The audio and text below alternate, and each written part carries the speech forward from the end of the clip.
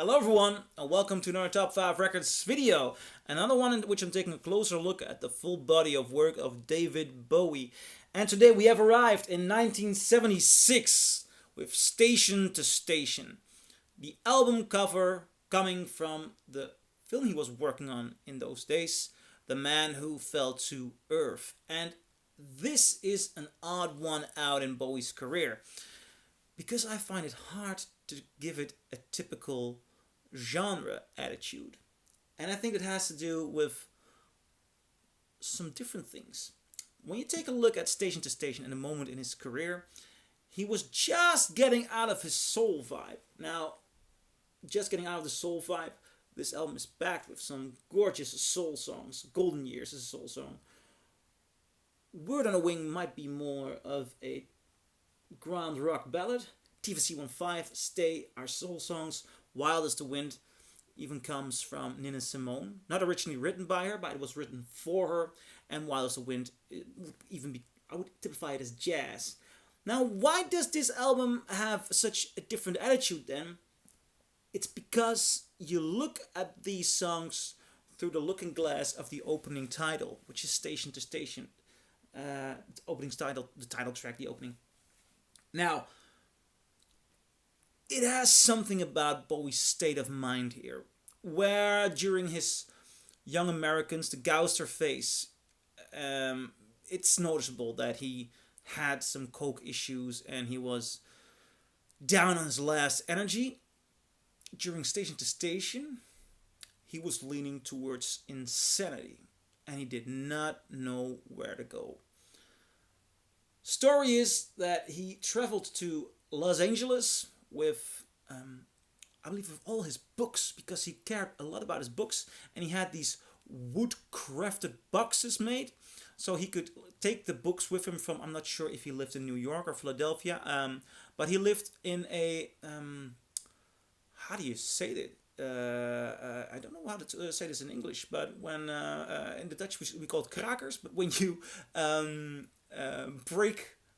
break open, when you break an empty house and you start living there with a bunch of people. Now, story goes, he was living there with books, traveled with his books to Los Angeles, and then he started living with Glenn Hughes, the bass player, but also vocalist of Deep Purple. When David Coverdale would not be able to reach the high notes because he had a beautiful blues voice. Then you had Glenn Hughes who would do the it's gorgeous. If you're a Deep Purple Mark III fan, you know who Glenn Hughes is. And there's a beautiful, I believe it's 1975 show they did on a Speedway, beautiful festival show. Glenn Hughes is brilliant. Bowie must have known that. But they lived together. And Glenn Hughes, I believe it was after Bowie's passing, told a bit about the time of period Bowie was living in. And Bowie himself also told some stories. For example, I believe it was during his VH1 Storytellers that he said that he was wondering, he had thoughts which went to the point of questioning if the dead would be concerned with the living. And he would frame it like a joke, but listening to Glenn Hughes, it was not a joke. He was seriously painting pentagrams all over the house. He was afraid that voodoo doctors would steal his feces, and he would, I believe, even keep them in the refrigerator.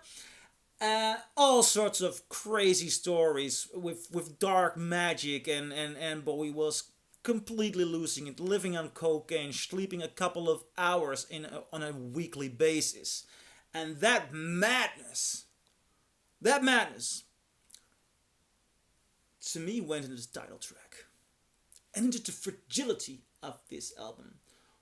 Wild is the Wind is a plea for, the way I read it, it's a plea for the world giving him a bit of stability back, though he understands that the wind is wild, but it sounds like someone who has been blown from all over the place is way too much, and he just wants to get back on track. That's the way I read it. Station to Station. I don't want to overanalyze songs, but I hear the insanity here, and I think Station to Station is one of his best songs ever. The way you hear this distant train sound, and then slowly the bam, bam, bam, bam, bam, bam, and the bass doo doo doo, bam, bam, doo doo doo.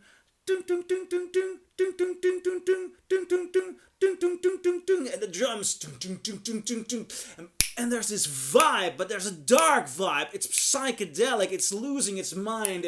Some clearly insane, dangerous figure is reaching the stage, and he did create a figure for that, the Thin White Duke, a obviously inspired by Nazism, a fascist leader. And Bowie started to do interviews out of the perspective of his Thin White Duke figure. Later on, he apologized for that because certain people thought that he was actually speaking from himself. But I mean, he's an artist. An artist can create an imaginary figure, and Bowie really thrived on that.